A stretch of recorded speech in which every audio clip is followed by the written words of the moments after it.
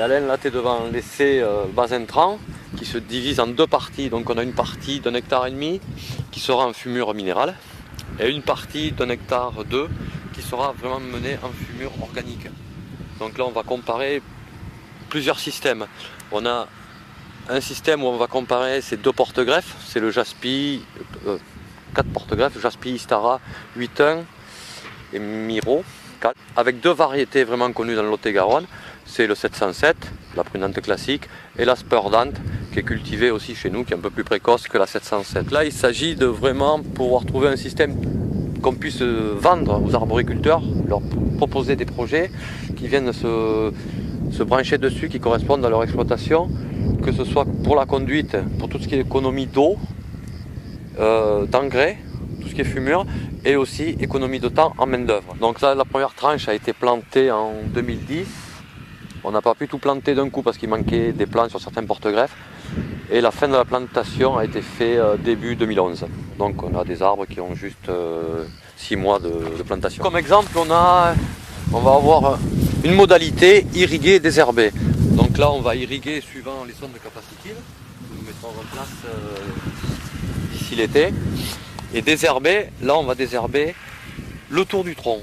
Un seul passage, de faire deux travaux, c'est-à-dire de broyer l'herbe et en même temps de désherber. On a réussi à quasiment diviser par deux le coût hectare de l'épandage des travaux de tonte et l'épandage de désherbant. Alors donc là en fin de compte on a toute la tondeuse qui coupe l'herbe bien entendu, et ici on a le jet désherbant qui permet de désherber sur la ligne arborée. Quand on fait le tour du tronc, que le tour du tronc, en un seul passage, on est rendu à 35 € à peu près l'hectare, que ce soit en coût cumulé, produits phyto, plus gasoil. Si on fait un traditionnel, c'est-à-dire un tracteur, un broyeur, plus un tracteur, un atomiseur, une rampe à désherber, en coût total, qu'on parle phyto, fuel et gasoil, on est rendu dans les 65 € l'hectare. Même si l'on va marcher un peu plus vite avec le broyeur plus la rampe à désherber, mais ça fait deux tracteurs, deux outils.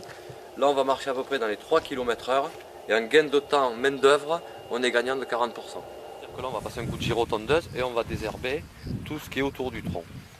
On ne se dit pas que si on est envahi par des vivaces un jour, on se permet quand même de remédier à tout ce système. Ça nous permettra aussi de voir l'évolution de la flore. On a déjà fait des essais comme ça et on s'est aperçu que dans le temps, on avait des inversions de flore et on était obligé d'intervenir avec un produit de contact pour tout nettoyer parce qu'on ne s'en sortait plus. On avait des flores vivaces qu'on ne pouvait pas se débarrasser. À côté, on aura l'irrigué enherbé. Donc là, l'irrigué enherbé, on va laisser enherber tout le rang. Et on n'y passera qu'un coup de gyrotondeuse.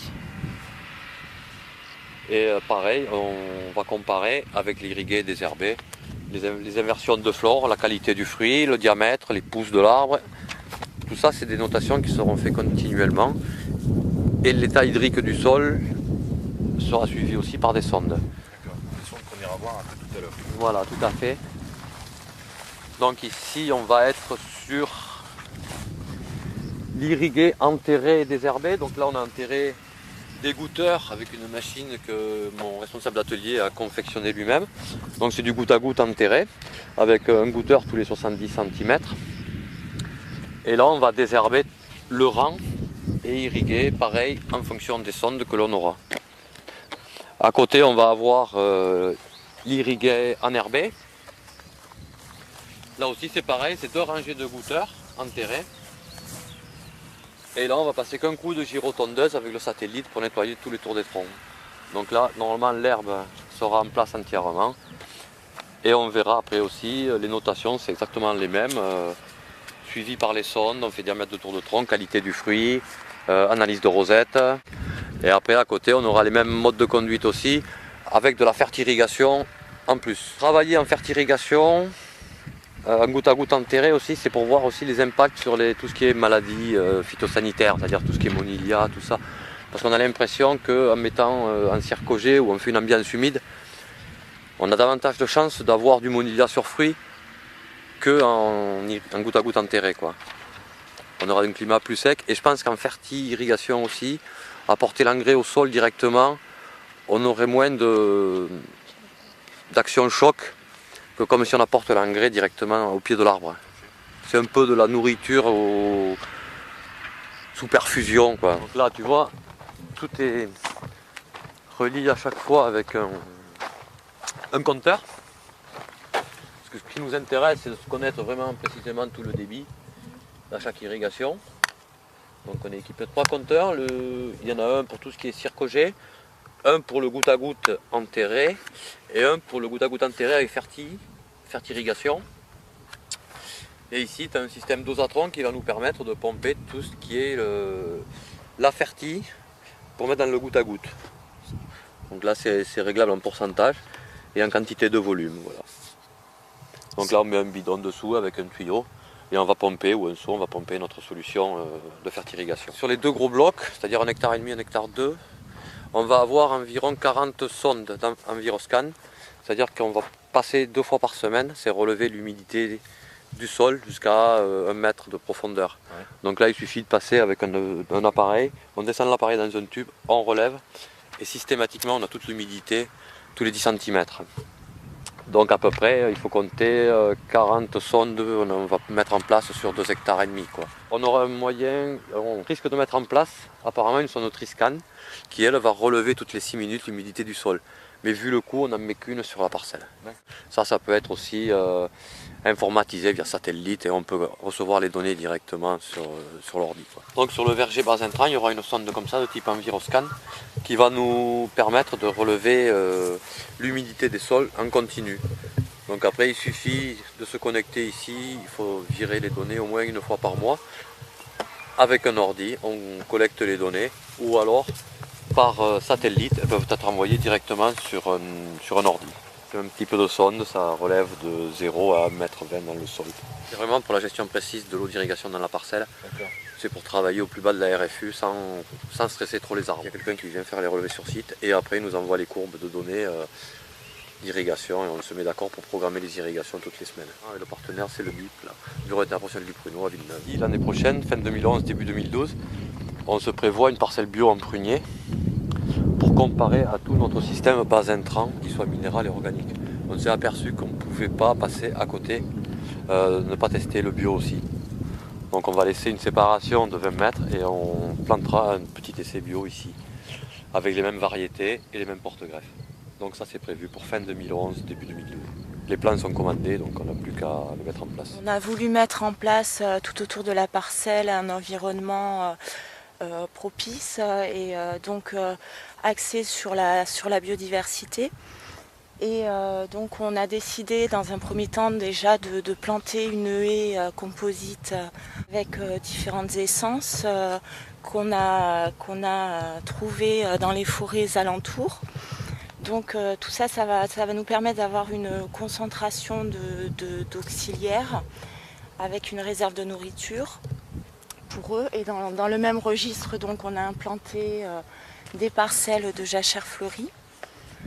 Et tout ça toujours pour favoriser la biodiversité et puis favoriser la présence d'auxiliaires et leur mettre à disposition des fleurs. C'est surtout du cosmos, zinnia, centaurée. Donc c'est des fleurs qui vont attirer tout ce qui est abeilles, cirfes, etc. quoi. Et donc notre abri à auxiliaire que l'on a confectionné, donc on a recyclé un peu les vieux palox à prunes et donc on a eu, suite à des lectures, enfin des travaux de l'INRA et puis autres, donc on a essayé de confectionner des abris donc avec différents diamètres de bois différents, avec des essences qui attirent justement les auxiliaires et qui va leur permettre de s'implanter avec l'environnement favorable autour. Et dans une optique justement de réduire les traitements phytosanitaires et le désherbage. Il faudrait peut-être dans le futur des avis d'entomologistes pour essayer d'exploiter un peu les données, parce que c'est vrai que ce serait intéressant de savoir ce que comporte l'abri. On essaie en fait de temporiser entre traiter le moins possible et préserver un environnement autour de la parcelle qui soit naturel et que enfin, les interactions puissent se faire naturellement sans intervenir trop. La parcelle que l'on va mettre en place donc en 2011 Nous avons mis comme précédent de la facélie, qui est un engrais vert et qui est une plante qui est très couvrante et qui est mellifère, et qui va casser aussi le cycle des parasites, puisque c'est une plante qui ne fait pas partie de la famille de ce qu'on sème habituellement. Et également, elle va contenir énormément de prédateurs du puceron, donc c'est très bon pour nous. Toujours dans le but d'utiliser le moins de produits possible et de favoriser un contexte favorable pour les auxiliaires. Voilà. Nous allons réaliser une analyse de cycle de vie de chaque parcelle. On va devoir répertorier tous les intrants et tout ce qui concerne les machines utilisées, les temps de travaux, etc. Tout va être répertorié dans un tableur. On va vraiment suivre la parcelle depuis le plan jusqu'à l'arrachage du verger et tout sera comptabilisé. Pour toute cette infrastructure, on est 3 partenaires, donc il y a le BIP, le Bureau interprofessionnel du pruneau, la CMG, l'Association climatologique de la Moyenne-Garonne, et l'INRA.